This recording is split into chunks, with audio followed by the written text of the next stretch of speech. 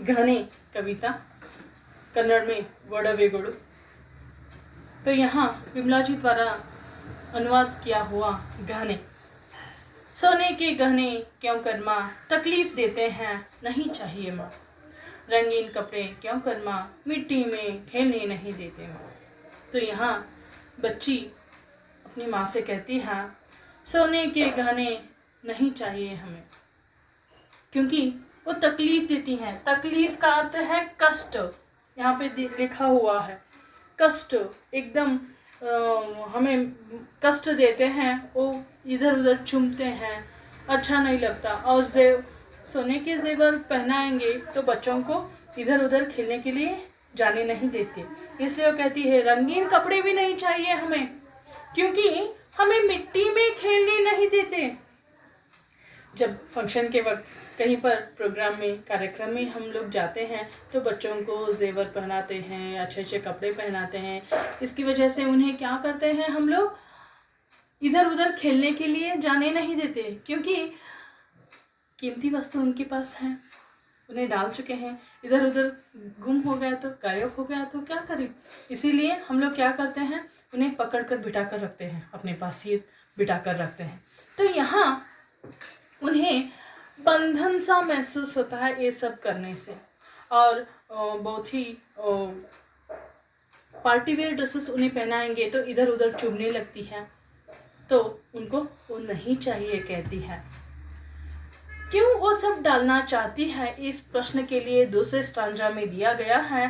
ताकि दिखाई दो सुंदर, बहुत ही सुंदर क्यों कहती हो।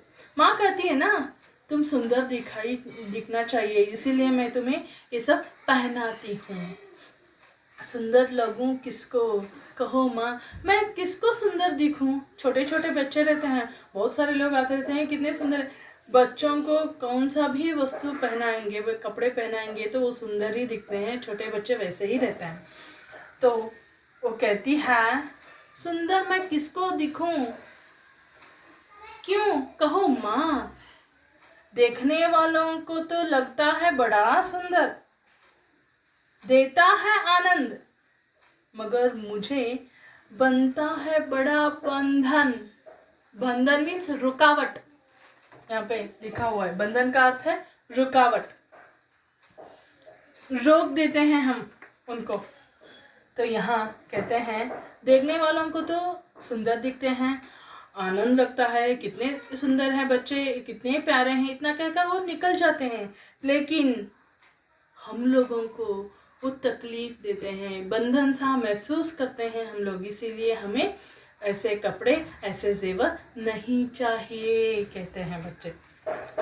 तो तीसरे स्टांजा में कहा गया है मेरा यह बचपन तुम्हारा मातृत्व। मेरा यह बचपन और तुम्हारा मातृत्व। बचपन में बच्चे कौन सा भी काम करें, अपनी टूटी फूटी बोलियों द्वारा वो इतने मिठास उभर कर आते हैं उनकी भाषा में, उससे देखकर तो हर एक व्यक्ति उनके ऊपर अपने आप को न्यौछावर कर देता है, यानी इतना प्यार जताने लगते हैं।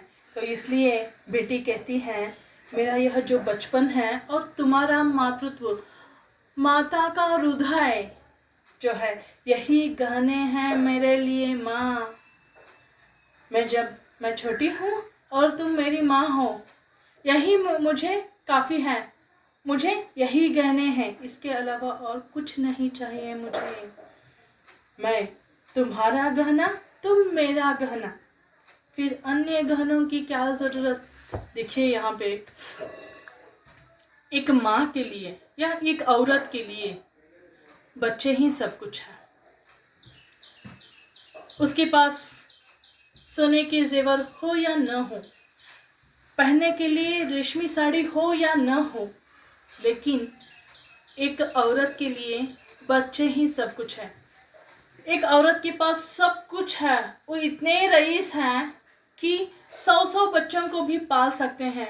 उनके पास एक भी बच्चा पैदा नहीं होता है या उनके घर में एक भी बच्चा नहीं है, तो इतने सारे रईस होने के बावजूद भी वो भिखारी के रूप में रहते हैं। इसीलिए वो कहती है, माँ मैं तुम्हारे लिए गहना हूँ, तुम मेरे लिए गहना। माँ के लिए बच्चे कितने इम्पोर्टेंट है एक शब्द में मैं कह चुकी हूँ। उस सब खाली खाली है अगर एक बच्चा नहीं रहता है माँ के लिए। और एक बच्चे के लिए माँ कितना इम्पोर्टेंट है आप सोच भी नहीं सकते। यहाँ बच्चे की चाह, बच्चे की इच्छा हर वक्त पूरी करने वाली एक माँ ही है। माँ के अलावा और कोई नहीं कर सकता इसको। तो यहाँ इसीलिए वो बच्ची कहती है, अगर एक बच्चे के लिए माँ ही नहीं है तो उसका जीवन कैसे रहता है आप सोच भी नहीं सकते। तो यहाँ वो बात कहा गया है, माँ के लिए बेटी गहना है, बेटी के लिए माँ ही गहना है, दूसरे अन्य और किसी गहनों की ज़रूरत ही नहीं है कहती है। तो यहाँ एक औरत के लिए बच्चे इम्पोर्टेंट है, एक बच्चे के लिए एक माँ इम्पोर्टेंट है।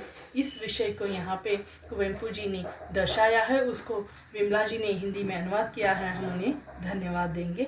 कन्नड़ में भी ये पोयम है, एक बार ढंग से पढ़ लीजिए।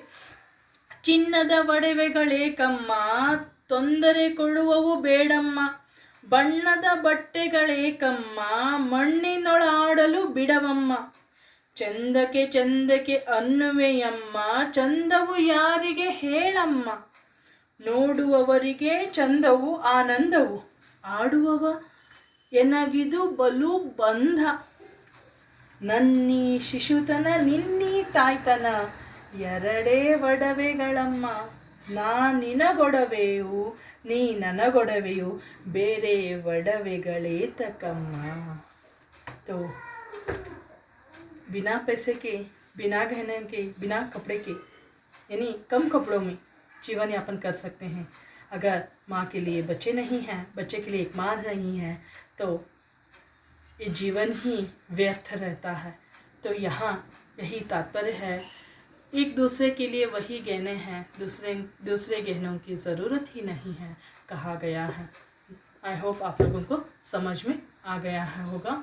क्वेश्चन आंसर्स पढ़ लीजिए, पूरा कविता पढ़ लीजिए, क्वेश्चन आंसर्स लिख लीजिए और भाव संदर्भ स्पष्टीकरण भी ढंग से लिख लीजिए। धन्यवाद।